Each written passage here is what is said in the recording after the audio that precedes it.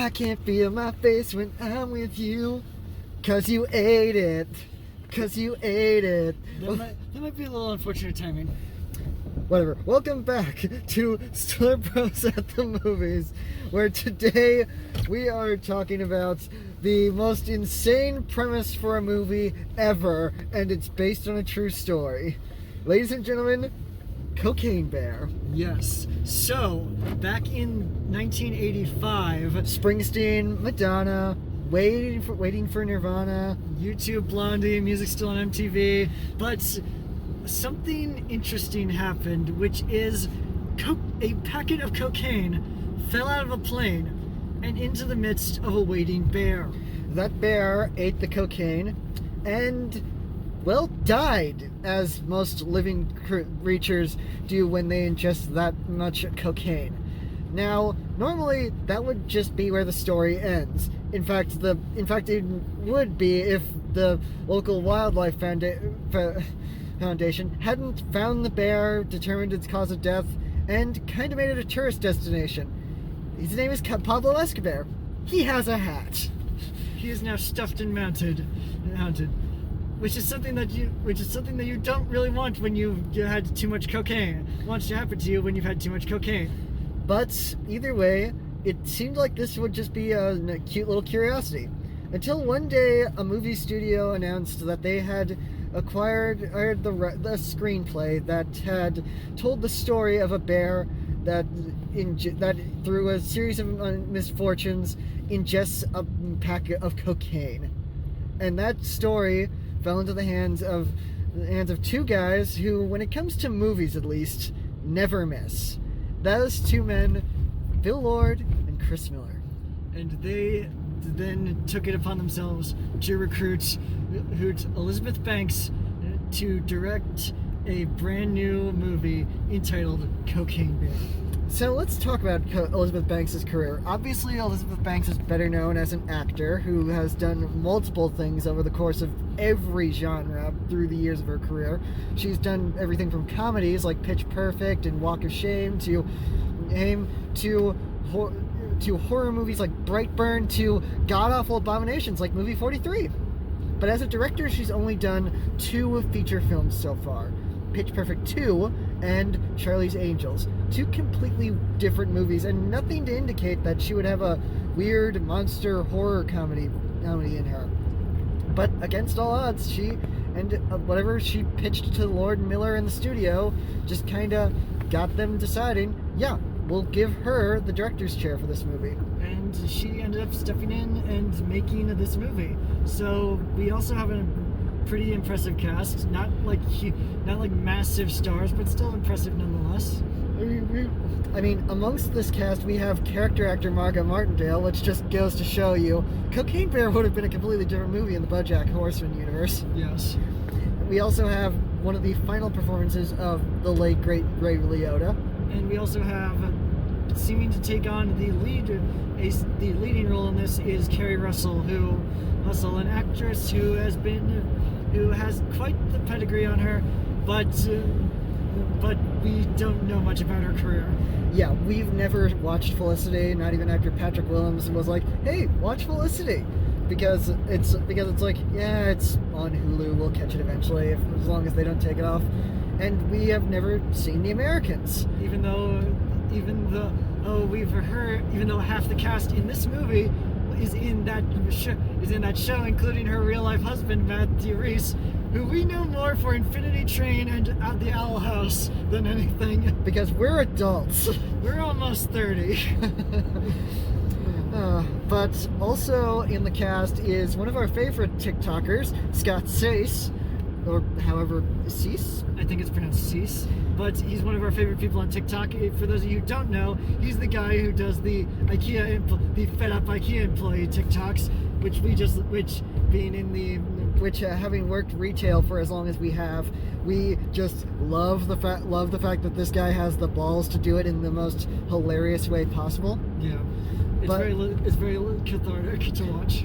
But yeah, Cocainebear is just one of those movies that sounds weird when you look at it, but there's also it's but it sounds like a drive-in horror movie if you really thought about it. But we kind of live in the era where drive-in horror movies don't really exist anymore, because drive-ins are kind of a thing are kind of a novelty nowadays. Which has always been weird to me, because it feels like that would not be something that would die. Of all the things that would die out, a drive-in movie theater would still find a way to exist for some capacity, but they're disappearing everywhere. But movies like this typically get made in two kinds of different ways.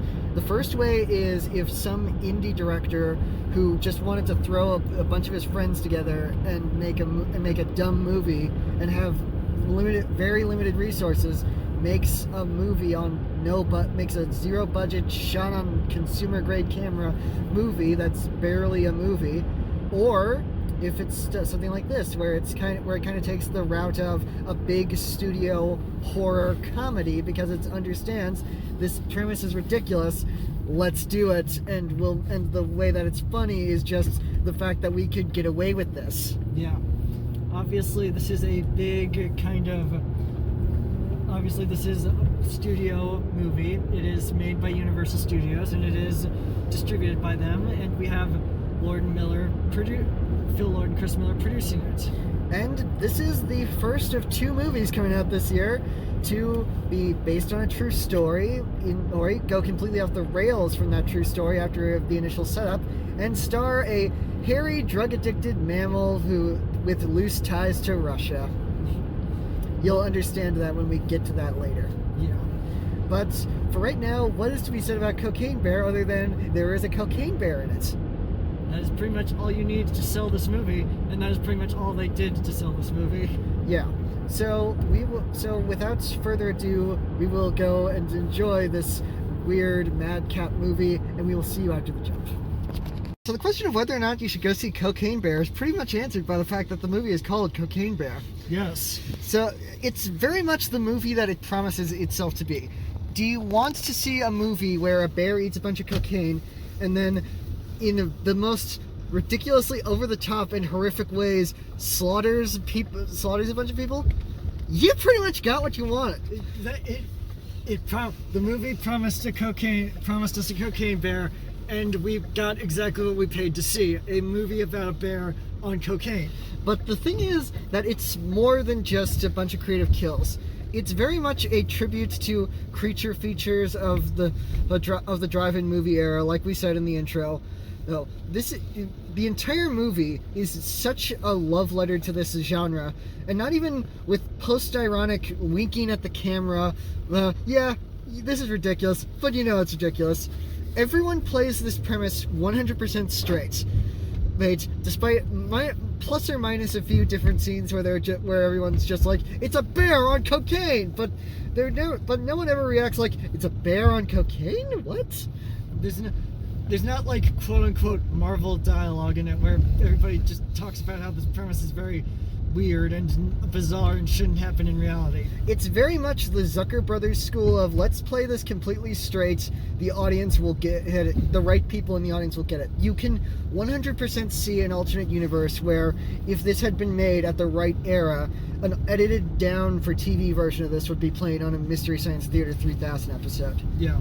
But now let's get a little bit more into it with the fact that Elizabeth Banks can fucking direct horror. Yeah, you wouldn't have expected it because, like I said, she's only directed 2 features up until this point, plus a sketch in movie 43, a movie so bad that all of the married couples that worked on it together are now divorced, if that doesn't tell you how bad that movie is. Yeah. And a dumb parody video with Seth Rogen on the internet, but Elizabeth Banks has made 2 movies, neither of them, as a director, neither of them horror movies, and yet somehow this is how she manages to know exactly how to control the whole horror movie tone. Every second that the bear is not on screen, you feel the tension building as the bear gets closer and closer. You are so invested in these characters. You almost feel bad sometimes when you see the characters. And I think some of that is because at least a couple of these actors are actually recognizable. Like, I didn't want Scott Cease to die because I recognize him from his YouTube and TikTok videos, and I didn't want him to die. The last thing I want to see is that guy who tells it like it is from retail workers' point of view to be eaten by the cocaine bear. And then, of course, there's a legendary character actor, Margot Martindale, giving her the most Margot Martindale performance she could ever possibly give.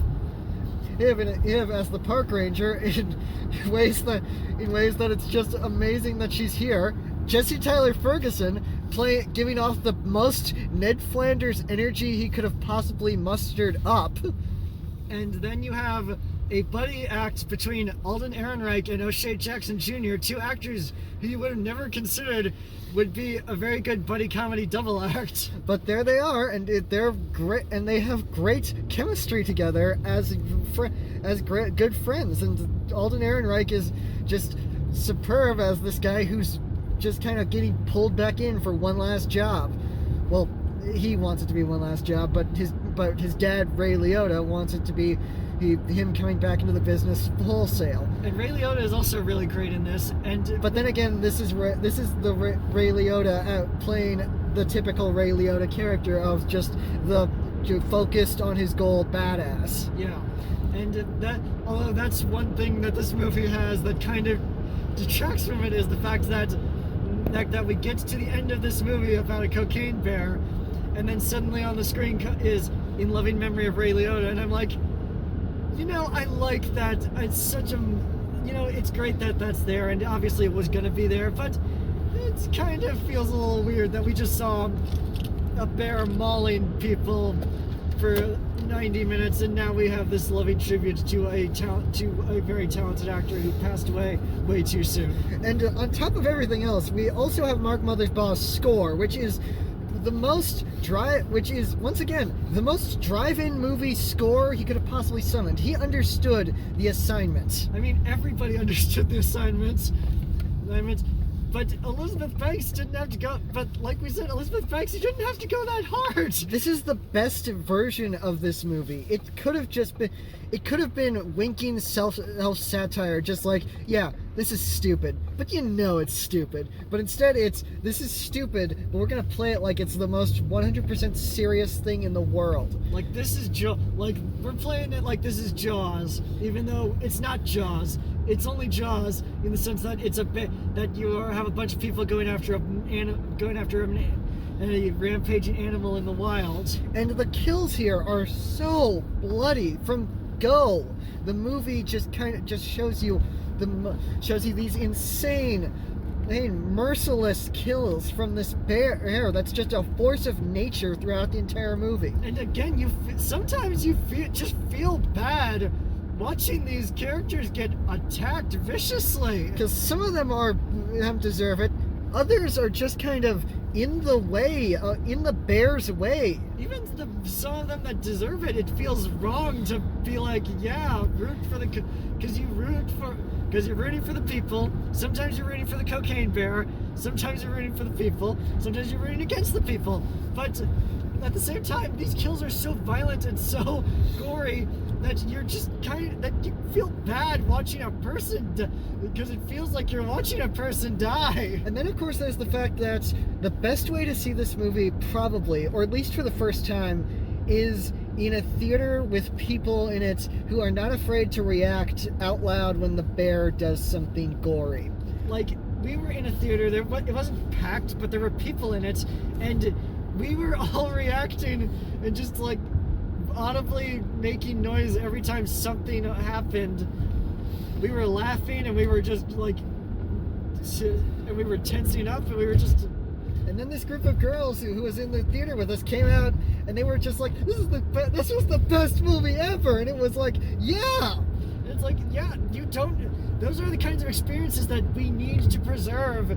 This is why we still need movie theaters in this world. This is why, despite all the on-demand and streaming stuff, we still need movie theaters, because occasionally a movie like this will come along and require the shared experience. We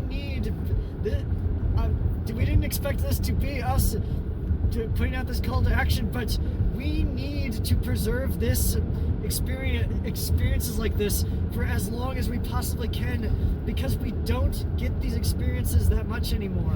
And it's just a whole experience that it's just a bunch of people watching a cocaine bear as she tries eating people. Yes, she. Hashtag cocainebearess. Hashtag feminism. But yeah, it was just a bunch of people in a theater. This is what brings people to the kind of thing that brings people together. Nobody cares what anybody's political affiliation or their gender or their race or anything. Everybody in that theater was one collective group sitting in a theater watching a movie about a bear on cocaine attacking people, having the exact same thoughts and reactions. Do you think we've described this movie as a bear on cocaine attacking people enough times in this video? That is all this movie promises, and it's all it needed to deliver, and it delivered the fuck out of it. Yes.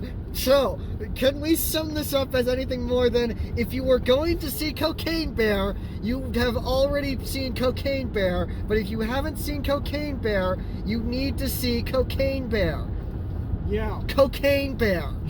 Bear on cocaine. If you have... Now, at this point, I would like to initiate the rules of this episode's drinking game. Take a shot every time we say cocaine. Or Cocaine Bear. You will die. You are probably already dead. This video is still running because you are a dead person. Yeah. But, long story short, while this might not be the greatest movie ever, it's definitely a movie that delivers exactly what it promises. Elizabeth Banks has definitely found a new place to go as a director. I look forward to any kind of follow-up that this movie creates. Cocaine Bears, Cocaine Shark, Cocaine Christmas. That's a kind of a reference to a line in the movie, but we already have we already have the asylum making meth gator. Yeah, that's not gonna be good. No, it's probably not gonna be good, but it's probably also, but it's the guys who made Sharknado, so. But long story short, Cocaine Bear is exactly what it promises. So if you like the fact that it promised that, it delivers that. So you are going to like this movie. Anyway, I think that's it for right now. So be sure to like this video, subscribe to this channel, you can leave in the comments what you thought of Cocaine Bear, and don't forget to tune in next time when Nat 20, baby! Bye. Bye.